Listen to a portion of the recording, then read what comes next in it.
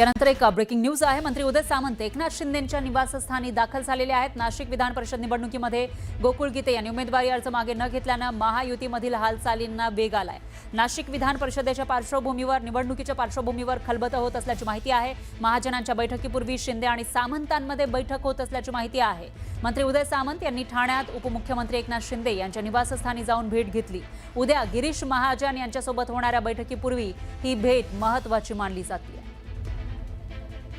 आणि याविषयी अधिक माहितीसाठी आपले प्रतिनिधी अजित मांढरे हे आपल्या सोबत जोडले गेलेले आहेत। अजित, काय सांगाल? शेवटपर्यंत प्रयत्न करून सुद्धा गीते हे निवडणुकीच्या रिंगणात कायम आहेत आणि आता होणारी ही बैठक, काय अपडेट्स आहेत याविषयी? मंत्री उदय सामंत 5 मिनिटांपूर्वी उपमुख्यमंत्री एकनाथ शिंदे यांच्या ठाण्यातल्या निवासस्थानी दाखल झालेले आहेत।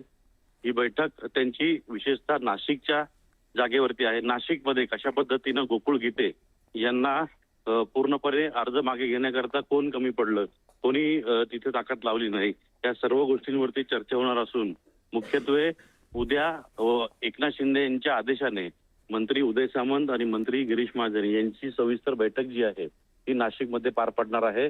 गोकुळ गीते यांना कशा पद्धतीने आता पराभव त्यांचा केला जाईल, महायुतीचं एकूण एक मतं जी आहेत, एक मतं जी आहेत ती कशी नरेंद्र दराडे यांना पडतील याकरता रणनीती जी आहे ती आखली जाते।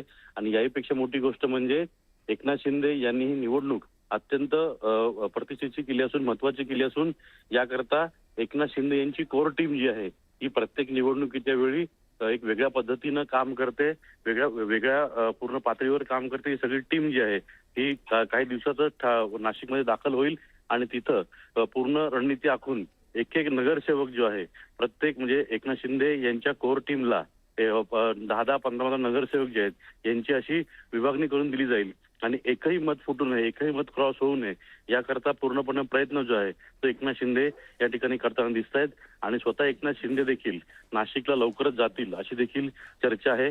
त्याच पार्श्वभूमीवरती आजची ही बैठक आहे आणि गोकुळ गीते यांना संपर्क करण्यामध्ये कोण नेता, कोण पदाधिकारी कमी पडला याची देखील माहिती एकनाथ शिंदे घेणार असून भविष्यात त्यांच्यावरती कारवाई होऊ शकते किंवा माहितीतल्या समन्वय समितीच्या बैठकीमध्ये किंवा वरिष्ठ म्हणजे मुख्यमंत्री देवेंद्र फडणवीस असतील, उपमुख्यमंत्री एकनाथ शिंदे असतील यांच्या बैठकीमध्ये देखील ही चर्चा होणार आहे।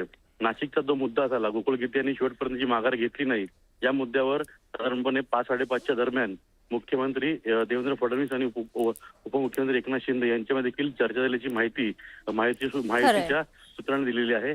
आणि त्याच सगळ्या पार्श्वभूमीवरती आता ही बैठक जी उदय सामंत आणि एकनाथ शिंदे यांची त्यांच्या बंगल्यावरती सुरू आहे। खरं आहे अजित, या बैठकीचे अपडेट आपण घेत राहूया। दरम्यान धन्यवाद तुम्ही दिलेल्या या सविस्तर माहितीसाठी।